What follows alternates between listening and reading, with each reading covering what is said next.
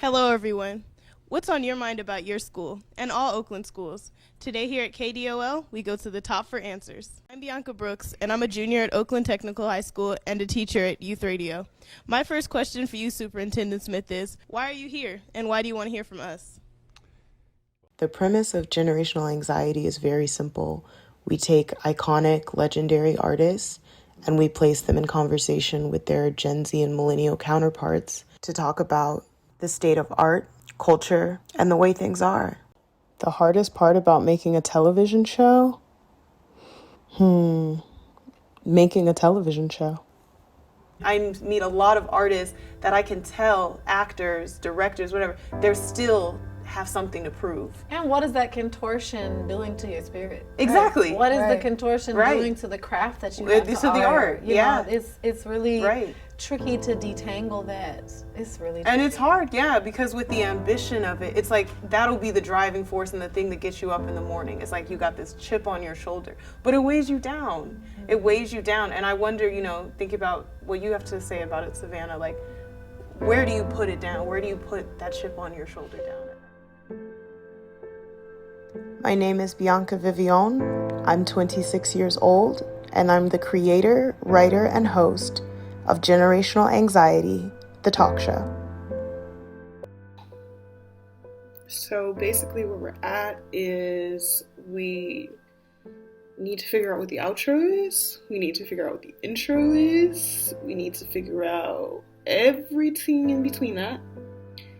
And today is January 27, 2022, and we're still trying to book Nikki Giovanni. Breaking into television was a huge leap of faith for me. I had already made my strides in the world of media and journalism. And finally, Bianca Vivion Brooks. Bianca is a writer, artist, and designer. She holds a long list of youngest ever distinctions, beginning with the youngest news correspondent to NPR's All Things Considered at, 14, heading NPR's youth news desk at the 2012 DNC convention at 16, and the youngest opinion writer to the New York Times at 18. Now 3 years out of college and aging quickly, Bianca is a regular contributor to the Times opinion section and hosts a weekly advice and culture podcast called Ask Viv. Bianca, we're especially pleased that you could be with us today, given that some of the topics I think have special significance for younger Americans. Thanks for joining. People ask me a lot how I came up with the idea for the show, but really it came to me. I had just finished college at Columbia in the summer of 2018, and that was the summer that the famous 1971 conversation between a young poet and revolutionary named Nikki Giovanni and an older civil rights activist, writer, and playwright by the name of James Baldwin went viral. They were discussing love. So everybody's jiving, but let's jive on that level. If I love you, I can't lie to you.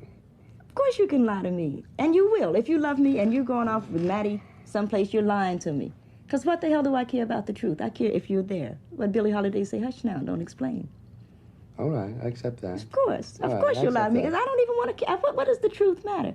And why are you going to be truthful with me when you lie to everybody else? And the way that they bantered and argued and made room for one another. These two generations, incredible thinkers, one just beginning her life, the other having made such important strides in the civil rights movement and in the intellectual tradition of this country. I said to myself, we should have this all the time. And I was walking down the street in Harlem on 125th, right in front of the drugstore, and I suddenly said to myself, generational anxiety.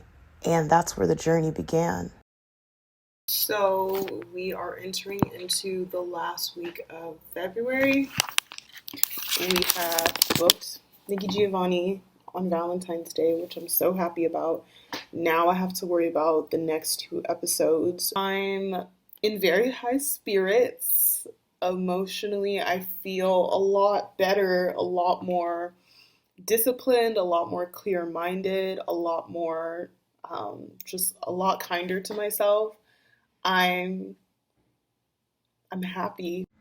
I think one thing I want people to know about myself is I'm an artist in my own right. I always have been. I'm a painter, I'm a singer, I'm a dancer. I've recently started taking acting classes, and I think it's important because it's not like when you get members of the press who are coming from the outside looking in and they don't know the sacrifices or the frustration or the pain that can come with a dream deferred. I myself was raised by and around artists. I was born in Los Angeles because my father was an aspiring director and actor, and my mother an actress and playwright. There are old 90s shows like Family Matters where if you look in the back, you can see my mother and my father as extras. My grandfather was a jazz musician. My grandmother, Vivion, was a dancer and a poet. I've seen so many times in the lives of those closest to me the ecstasy and excitement and agony and disappointment of grasping and living for a dream that you know very well might never come true. In many ways, that dream was my cultural inheritance. In lieu of money or property, I inherited the dream and the responsibility of the artist. And so I hope when people watch this show, they know it was not me from the outside looking in, but from the inside looking out and wanting something more for my generation. I had to overcome a lot of fear and, ironically, anxiety to make this project happen. A fear of being seen, a fear of being known, a fear of meeting my heroes, the ones that I had built my artistic life around, and them not accepting me or liking me or being different than the monuments of them I had built in my mind. It's different. Yeah, to me, it's different. You know, deep down inside, I think you wish you were black. Get the fuck out of here. My hair is a good representation of my mood lately. It's been fucking hard. I've been sad. So today is March 17th. We have confirmed that we have finished booking the crew. So yeah, I'm in the trenches right now still. Allah be with me. I don't know, but in all things give thanks. So I'm glad that the crew is booked, that there's going to be a show no matter what happens on May 23rd.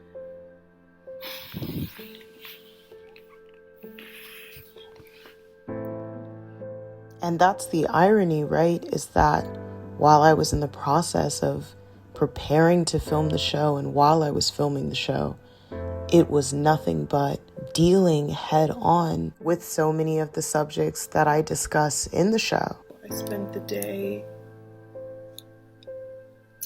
a lot of the day crying, to be honest. Fear, anxiety, inadequacy, longing, the search for home, the search for meaning, this feeling that you're running out of time constantly, loneliness, isolation. I was experiencing all of that, all while having to promote it and tell people that I was having an easier time than I was. Maybe I thought this process would be easier, more straightforward. Maybe I thought that it would be more fun, different. I thought I'd feel ready. And that's what my generation experiences, that constant masking of true emotions and fear of your own mortality. I made the show because I was tired of myself, of the people around me, of everyone hiding their broken heart. Some days I just feel empty.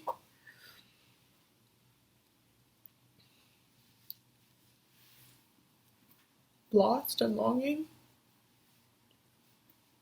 Kind of wondering why I started in the first place.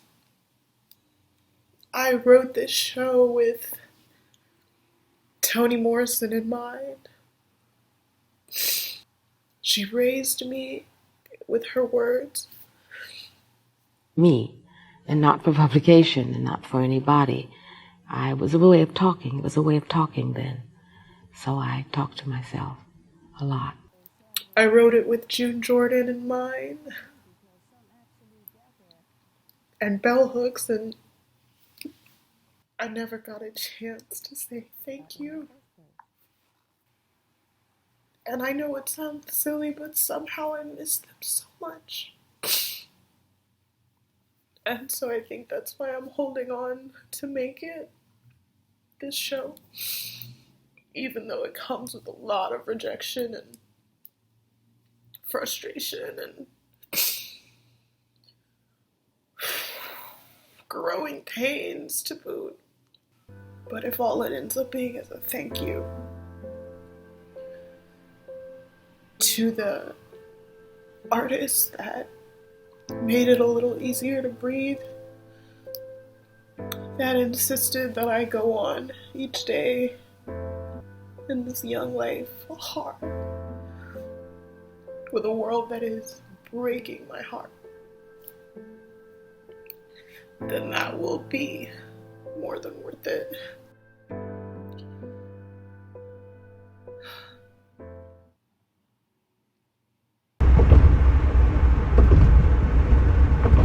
Good morning, everybody. So I am studio bound. Just finished my last script read through at home, finished packing everything for the day.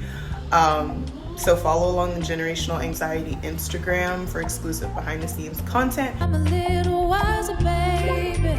I'm a little kind of baby. After all these years, it's time to let you know. Yeah, that is the See, I learned some things, oh baby. Finally spread my wings to save me. Annie, say hi. This is our wonderful director for the day. This is the studio. It's bigger than the last one. So we are moving on up. The crew is getting unpacked. And I prayed so hard, I thought I'd lose my mind. I'm a little stronger, baby. Took a little longer, maybe. Tell my younger self We're here with the legend, Mr. Joseph Rodriguez. Do you know, do you know, do you know I'm doing better? Do you know, do you know, do you know I'm doing better? Amelia, the lighting!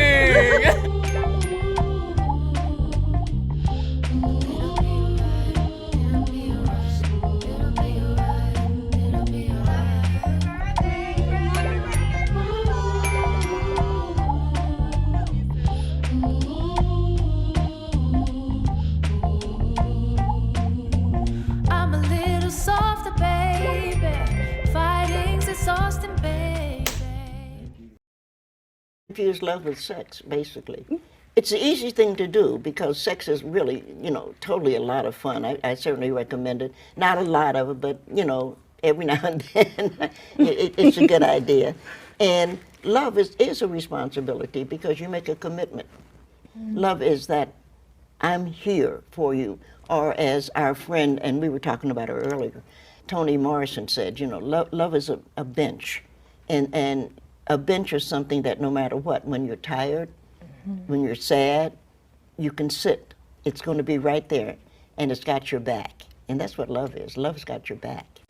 If there's one thing I really want people to get out of this show, and young people especially, it's to go afraid in a time where there are so many reasons to be silent, to hide away, to decide the act is better done by someone else. A hero, perhaps, someone larger than life, someone not you. Go afraid, go broke, go ugly, go less than adequate. I know that this generation has a lot of emotional paralysis, mental health issues, and it can seem like the world is too complex, too expensive, and dreams are just beyond your reach. But I hope people watch this and see young artists still hustling, still trying, still grasping, still living, still loving, moving up and onward with life. And I hope they see these legends, these icons who at the height of their own time were moved to act, who are also still living,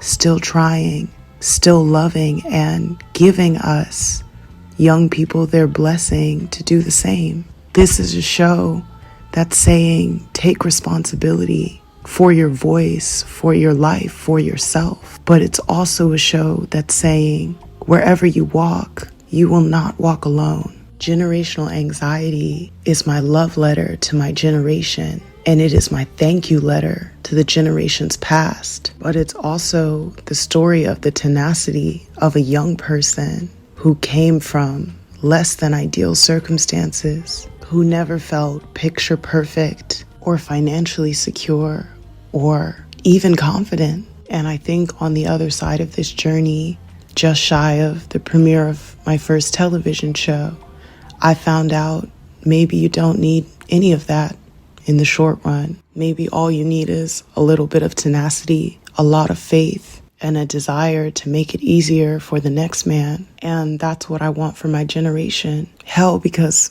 that's what I want for myself. When you're in pain, my baby, when your life is breaking down and it's out of your control. But then the light came, my baby, right after I forget. I invented all that stuff. Me and God. And you do a Saturday. It wasn't no, they didn't bring no instruments. I'm the only one with the instruments. I'm one man instrument of the world. When you're in pain, my baby, when your life is breaking down and it's out of your control.